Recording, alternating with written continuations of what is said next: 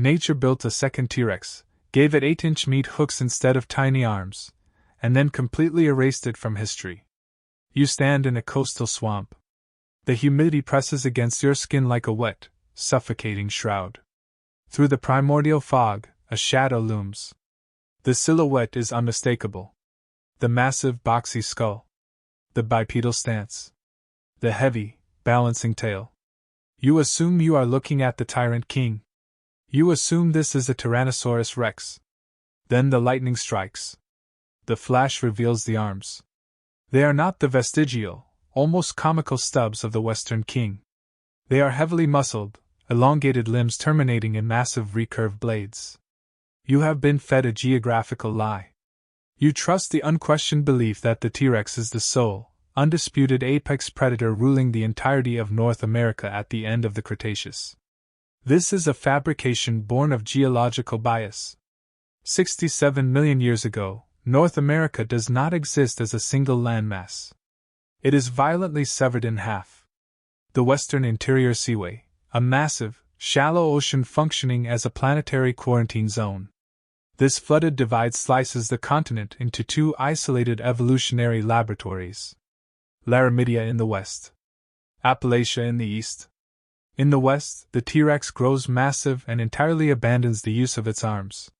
In the east, the quarantine zone breeds a twisted, parallel experiment. The Dryptosaurus.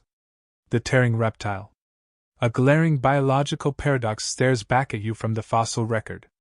Why does this Uteranosaurian, the prototype model built just before the final factory release, retain massive, weaponized forelimbs while its famous western cousin loses them completely? The answer lies in the terrifying biomechanics of its primary weapon. The claws span 8 inches. 20 centimeters of solid, keratin-sheathed bone. Over 3 times the length of a standard Swiss Army knife blade. They do not merely scratch. Manus ungulls, hydraulic grappling hooks and serrated meat hooks designed to latch on to fleeing prey. The musculature required to swing these weapons is immense. Dense cords of tissue anchor to a massive chest cavity. Unlike the Western T-Rex, which sacrifices arm strength for skull density, the Dryptosaurus pours its evolutionary budget into its forelimbs. It builds arms capable of tearing through dense hide and muscle fiber with the mechanical efficiency of industrial scythes. But the claws are not the killing blow. They are merely the holding mechanism for a far more surgical devastation. You must understand the chassis of this organism. It weighs 1.5 tons. It measures 7.5 meters from snout to tail. It shares the exact physical footprint of a modern medium-sized Carnotaurus. It entirely lacks the 9-ton, armor-crushing bulk of a T-Rex. Cursorial morphology, a lightweight pursuit interceptor vehicle, stripped of all unnecessary armor, engineered purely for running down high-speed targets. Look at the skull. Binocular vision provides absolute depth perception. A biological targeting array functioning exactly like a modern fighter jet head-up display. It locks onto hyperfast ornithomimosaurs. These prey animals are the size of 3 ostriches rolled into one, capable of immense bursts of speed. To track them, the predator relies on an invisible sensory web. Elongated cochlear ducts, internal acoustic receivers calibrated for low-frequency surveillance. Like subterranean radar dishes, it feels the rhythmic footfalls of prey miles away through the mud. It does not wait in ambush. It tracks. It plots an interception vector. Picture a 9-ton T-Rex trying to catch a target moving at 40 miles per hour through dense timber, the sheer kinetic energy of its own massive bulk working against it, every sudden turn threatening to shatter its own femurs under the immense gravitational load, a lumbering dreadnought failing to intercept a guided missile. Now, look at the Dryptosaurus. 1.5 tons of pure, frictionless acceleration. It pivots on a dime. Its internal gyroscopes remain perfectly calibrated for high-speed slaughter. The prey is caught. The mechanism engages. Look beneath the scales. A macro cutaway reveals deep crimson muscle tissue tensing across the humerus. Translucent, bone-white tendons snap taut. The 8-inch talon locks into a rigid, inescapable hook. It sinks deep into the fleeing muscle of the prey. The kinetic energy of the running animal transfers directly into the arms of the predator. The organism acts as a biological shock absorber. The prey is pinned. Then the jaw descends. The T-Rex possesses a bite force of 12,000 pounds per square inch. Blunt force trauma designed to shatter bone into shrapnel. The Dryptosaurus generates barely a fraction of that pressure. It does not need it. Serrated, recurved dentition, reciprocating flesh saws engineered to bypass bone entirely. In slow motion, the contrast is stark. A T-Rex bite registers as harsh orange impact zones, bones detonating under immense hydraulic pressure, turning the skeleton of the prey into internal shrapnel. For the Dryptosaurus, the X-ray reveals cold blue laceration lines. The teeth slice cleanly through dermis, muscle, and major arteries. This resolves the paradox. This is why it keeps the arms. In the dense, hyper-competitive swamps of the East, sheer bone-crushing mass is a liability. The targets are too fast. Too agile. The Dryptosaurus requires heavy hydraulic arms to secure the chassis of its prey while its flesh saws induce catastrophic blood loss and immediate hypovolemic shock. It is a perfectly optimized biological machine. A weapon is only as terrifying as the war it is built for. The Warzone is Appalachia. An isolated, nightmare-filled island continent cut off from the rest of the world by a flooded, predator-infested sea.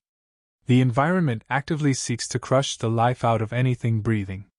The oppressive coastal humidity fills the lungs with heavy, stagnant water. The temperature against the flesh is relentlessly hot, baking the earth into suffocating methane bogs. This is a bizarre, alien ecosystem. There are no triceratops here. No long-necked sauropods grazing in the distance. The rules of the West do not apply. Above, the sky darkens. You hear the deafening, leathery snap of 33-foot wingspans displacing the heavy air.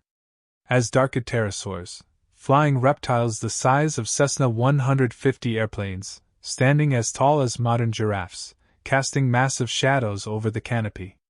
They stalk the wetlands, stabbing down with beaks like industrial piledrivers. Below, the mud vibrates.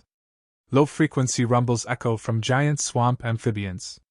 Gelatinous monsters the size of 5-foot humans, wading in the murky shallows to drag careless drinkers into the anoxic depths. The water itself is hostile. The land is unforgiving. 67 million years ago, in the very late Cretaceous, the Dryptosaurus reigns as the peak survivor of a separate evolutionary lineage.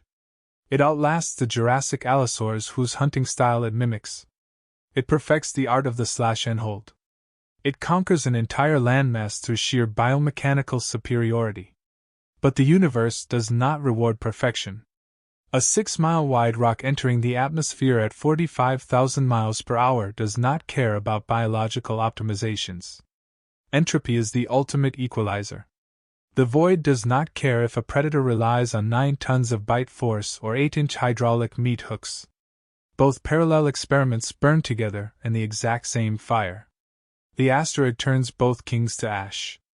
You assume the Tyrannosaurus rex is the pinnacle of predatory evolution. You view it as the ultimate killing machine, the final zenith of prehistoric life. This is a human bias. A desperate, primate need to crown a singular king and organize nature into a neat, hierarchical ladder. We mistake geological luck for evolutionary superiority. The T-Rex is famous solely because the fossil beds of the American West are perfectly positioned to preserve bone.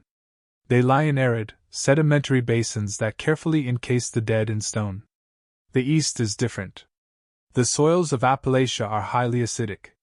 The geological forge of the coast grinds the bones of its rulers into dust, dissolving the evidence, burying the truth under deep, corrosive layers of time.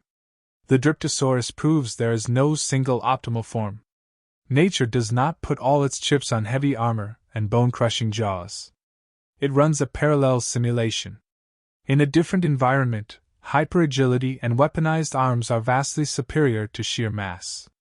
The universe creates multiple blueprints for violence. Return your mind to those massive forelimbs. The 8-inch meat hooks. The tearing reptile. They are not merely physical weapons. They are the divergent fork in the road of evolution. They represent the path not taken by the Western king. An entire lineage of biomechanical architecture, honed to absolute, terrifying perfection over millions of years, only to be entirely erased by the blind indifference of the cosmos.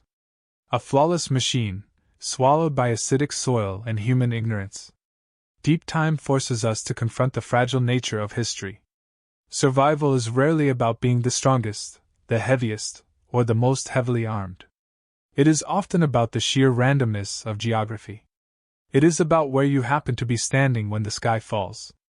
Imagine a slight shift in tectonic plates. A subtle cooling of the primordial Earth. If the western interior seaway drains just 1 million years earlier, erasing the planetary quarantine zone entirely. The water recedes. The land bridges form. Bringing the heavyweight, bone-shattering king of the West face to face with the bladed, high-speed slasher of the East. Which version of the apocalypse survives?